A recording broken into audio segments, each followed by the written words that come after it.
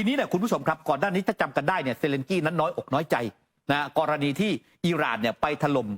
ทางด้านอิสราเอลและปรากฏว่าพันธมิตรของอิสราเอลเนี่ยไม่ว่าจะเป็นสหรัฐอเมริกาเองอังกฤษเองฝรั่งเศสเองจอร์แดนเองนั้นน่ะไปช่วยสกัดขีปนาวุธของอิหร่านนะฮะเซเลนกี้บอกว่าน่านฟ้าของยูเครนเนี่ยก็มีขีปนาวุธรัสเซียเต็มไปหมดเลยทำไมไม่มีใครมาช่วยสกัดบ้างล่าสุดครับเซเลนกี้คงจะได้ฟังคำตอบกันไปแล้วนำมาเล่าสู่กันฟังจอห์นเคอร์บี้ครับซึ่งเป็นโฆษกสภาความมั่นคงแห่งชาติของทำเนียบขาวก็ออกมาบอกนะครับว่าเขาเชื่ออยู่แล้วเดี๋ยวนักข่าวจะถามเขาว่าทำไมถึงไม่ช่วยสกัดขีปนาวุธยูเครนเขาตอบเลยครับเขาบอกว่าผมรู้ว่าต้องมีคำถามแบบนี้ดูดีๆนะมันเป็นความขัดแย้งที่ต่างกันน่านฟ้าก็ต่างกันภาพรวมของภัยคุกคามก็ต่างกันดังนั้นประธานาธิบดีโจไบเดนเนี่ยพูดชัดมาตั้งแต่แรกสงครามยูเครนเริ่มต้นแล้วว่าสหรัฐอเมริกานั้นจะไม่เข้าไปมีบทบาทในการสู้รบเราจะไม่เข้าไปยุ่งกับทางด้านรัสเซียที่ถล่มยูเครนเรามีหน้าที่สนับสนุนก็คือส่งอาวุธให้เท่านั้นแหละเรื่องรบเป็นหน้าที่ของคุณนี่จอห์นเคอร์บี้บอกแบบนี้ทีนี้เนี่ยที่เจ็บแสบมากกว่าจอห์นเคอร์บี้ครับคุณผู้ชมเดวิดคาเมรอนครับรัฐมนตรีว่าการกระทรวงต่างประเทศของอังกฤษครับถูกถามคำถามเดียวกับทางด้านจอห์นเคอร์บี้เลยว่าทำไมคุณไม่ไปช่วยสกัดขีปนาวุธของยูเครนบ้างล่ะนะฮะเดวิดคาเมรอนก็บอกว่าการส่งกองกำลังนาโต้ไปสู่ความขัดแย้งกับกองกำลังรัสเซียเนี่ยก็บอกว่ามันไม่ใช่เรื่องที่ถูกต้องอยู่แล้วแน่นอนมันจะบานปลายและแทนที่เราจะส่งเครื่องบินเนี่ยนะครับขึ้นไปอยู่เหนือน่านฟ้ายูเครนนะฮะเราส่งแค่ระบบป้องกันภัยทางอากาศให้คุณก็แล้วกันแล้วที่เหลือเป็นหน้าที่ของคุณในการไปป้องกันนะครับซึ่งเรามองว่าเราไม่จำเป็นที่จะต้องเข้าไปช่วยยูเครนในการสกัดเพราะมันจะทำให้สงครามนั้นบานปลายนี่ฮะคุณผู้ชมคำตอบชัดจากทางด้านจอห์นเคอร์บี้แล้วก็เดวิดคาเมรอนไม่ช่วยนะฮะในการที่จะไปสกัดขีปนาวุธของรัสเซียที่อยู่ในน่านฟ้าของยูเครนเพราะบอกว่าทำแบบนั้นเมื่อไหร่สงครามบานปลายแน่ขณะเดียวกันนะคะช่วงวันที่ 17 ถึง 19 เมษายนนี้นะคะมีการประชุมรัฐมนตรีของกลุ่ม G7 เป็นรัฐมนตรีต่างประเทศไม่ว่าจะเป็นฝรั่งเศสเยอรมนีอิตาลีสหราชอาณาจักรสหรัฐอเมริกาแคนาดาแล้วก็ญี่ปุ่นประเด็นที่มีการพูดคุยหารือกันไปเนี่ยหัวข้อสำคัญก็คือเรื่องของการคว่ำบาตรอิหร่านมีการพูดคุยกันว่าจะสามารถทำได้ในทิศทางหรือว่ารูปแบบไหนบ้าง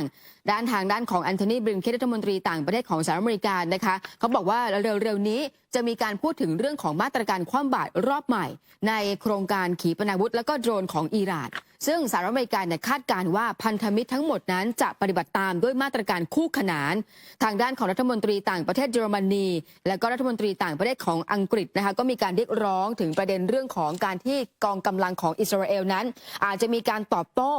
กลับไปที่อิหร่านโดยบอกว่าอยากที่จะให้ใจเย็นๆแล้วก็อดทนอดกลั้นในถึงประเด็นเรื่องนี้ค่ะนอกจากกลุ่ม G7 แล้วเนี่ยครับล่าสุดนั้นเนี่ยทั้งทางด้านสหรัฐอเมริกาเองนะครับทางด้านในส่วนของสหภาพยุโรปเองไม่ว่าจะเป็นเจคซิลิแวนเจเน็ตเยเลนนะครับโจเซฟบอร์เรลนะครับแล้วก็อิสราเอลแคสรัฐมนตรีต่างประเทศอิสราเอล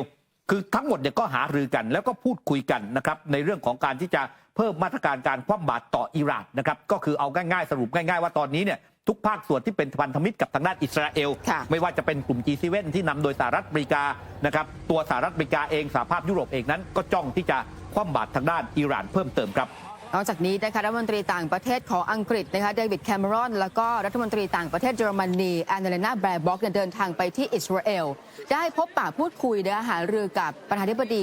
ไฮแซค เฮอร์ซอกของอิสราเอลนะคะแล้วก็มีการพูดคุยกับรัฐมนตรีต่างประเทศอิสราเอลมีการหารือกันเนี่ยไม่ว่าจะเป็นเรื่องของการแสดงพลังสนับสนุนแล้วก็อยากที่จะให้อิสราเอลนั้นไม่ตอบโต้ไปที่อิหร่านโดยบอกว่าเป็นการลดความเสี่ยงที่จะเกิดขึ้นในการเผชิญหน้าในตะวันออกกลางและต้องถือว่าการพูดคุยการหารือในครั้งนี้นะคะมีการพูดคุยถึงเรื่องของการใช้มาตรการคว่ำบาตรโครงการขีปนาวุธของอิหร่านรวมถึงประกาศให้กองกำลังเพื่อการปฏิวัติอิหร่านนั้นเป็นองค์กรก่อการร้ายโดยชี้ว่าทั้งอิหร่านและก็กลุ่มติดอาวุธที่เป็นพันธมิตรของอิหร่านนั้นเป็นภัยคุกคามต่อความมั่นคงขณะที่เดวิดแคมเมรอนบอกว่า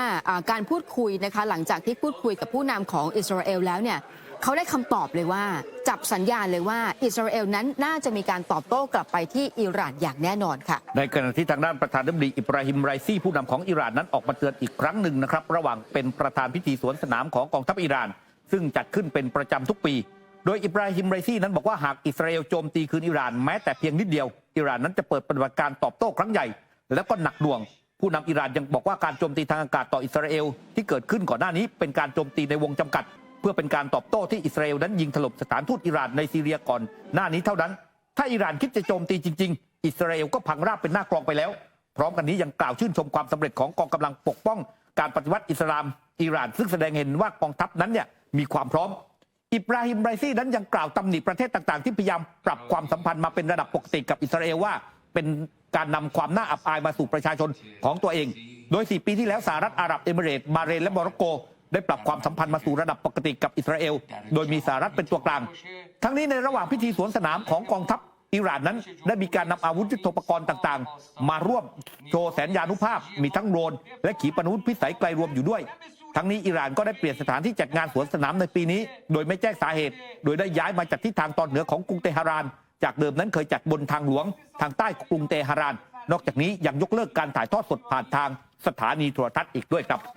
ขณะที่มีแหล่งข่าวนะคะจากหลายสื่ออย่างเช่นแหล่งข่าวของเจ้าหน้าที่ซีเรียแล้วก็อิหร่านเนี่ยมีการกล่าวอ้างนะคะว่ากองกำลังพิทักษ์ปฏิวัติอิสลามกำลังเรียกที่ปรึกษาทางการทหารระดับสูงของตัวเองเนี่ยกลับมาจากซีเรียเพื่อเตรียมพร้อมไม่ว่าจะเป็นการกองทัพอากาศในการสกัดกั้นการโจมตีหรือว่าทางกองทัพเรือเพื่อออกเดินทางไปปกป้องเรือพาณิชย์ของอิหร่านในทะเลแดงขณะที่แหล่งข่าวนะคะที่มีการอ้างอิงว่าเป็นแหล่งข่าวภายในของอิหร่านเนี่ยบอกว่ากำลังจะมีการเตรียมพร้อมในการตอบโต้ทางการของอิสราเอลแล้วก็สิ่งที่เกิดขึ้นเลยเนี่ยเขาบอกว่าสิ่งที่เกิดขึ้นนั้นอาจจะนำไปสู่การเผชิญหน้าอย่างเปิดเผยถ้ามันมีการตอบโต้โดยทางการของอิหร่านมองว่าถ้าอิสราเอลตอบโต้กลับมาหรือโจมตีกลับมามีความก้าวร้าวหรือว่ามีการทำลายล้างในโครงสร้างพื้นฐานมากกว่าที่มีการคาดการเอาไว้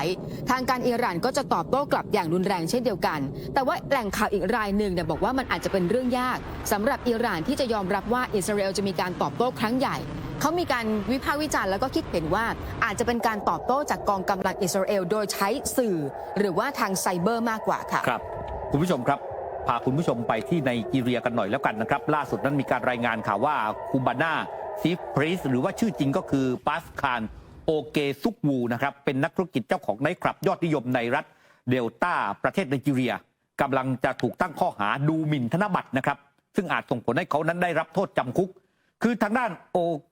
โอเกซุกวูขึ้นศาลสูงเมืองลากอสเพื่อรับทราบข้อกล่าวหาดูหมิ่นธนบัตรจำนวน3กระทงเมื่อวันที่17เมษายนที่ผ่านมาคือตัวเขาเนี่ยไปโปรยธนบัตรขึ้นฟ้าหลายครั้งตามอีเวนต์งานสังคมนะครับแล้วปรากฏว่าตอนนี้เนี่ยเขาก็ปฏิเสธความผิดเจ้าตัวนั้นได้รับการประกันตัวออกไปด้วยเงิน10 ล้านไนร่าหรือว่าราวๆ320,000 บาทนะครับคือการโปรยธนบัตรเป็นสิ่งที่เกิดขึ้นปกติในงานแต่งงานหรือว่างานฉลองต่างๆของไนจีเรียเพื่อแสดงความยินดีแต่การกระทำแบบนี้มีความผิดในข้อหาดูหมิ่นธนบัตรนะครับหากว่าธนบัตรนั้นตกพื้นจนอาจจะถูกเหยียบนะคือพอโปรยปุ๊บคนไปแย่งชิงกันแล้วมันตกลงสู่พื้นแล้วถูกเหยียบคนโปรยเนี่ยมีความผิดคือคณะกรรมการอาชญากรรมการเงินและเศรษฐกิจของไนจีเรียออกมาประกาศว่าพวกเขากำลังเป็นผู้นำผลักดันต่อต้านการดูหมิ่นธนบัตรนะครับแล้วก็มีการกล่าวหานายคนนี้เนี่ยบอกว่าไปโปรยทำลายธนบัตรไนร่าเนี่ยจำนวน500 ใบที่งานอีเวนท์ที่จัดขึ้นในเมืองลากอสเมื่อช่วงต้นปีที่ผ่านมา2 สัปดาห์ก่อนนั้นเนี่ยบอสริกกี้ซึ่งเป็นสาวข้ามเพศไนจีเรียเนี่ยครับก็ถูกตัดสินจำคุก6 ปีด้วยข้อหาเดียวกันนะก็ไปโปรยธนบัตรแบบนี้เดือนกุมภาพันธ์นั้นมีนักแสดงหญิงนะฮะชื่อว่าโอลูวาดาราซิมีโอโมเซยินถูกจำคุก6 เดือนเช่นเดียวกันก็โปรยธนบัตรนี่แหละเขาบอกว่าตอนนี้เนี่ยฮะคนที่ถูกดำเนินคดีข้อหานี้ทั่วประเทศเนี่ยกว่า200 คนแล้วนะครับและ24 คนนั้นถูกตัดสินว่ามีความผิดไปแล้วเป็นข้อหานั้นดูหมิ่นธนบัตรใช่ครับมาร่วมสนับสนุนท็อปนิวส์นำเสนอความจริงได้แล้ววันนี้เพียงกดปุ่ม Super Thanks แล้วเลือกจำนวนเงินตามที่ต้องการได้เลยครับขอบคุณครับ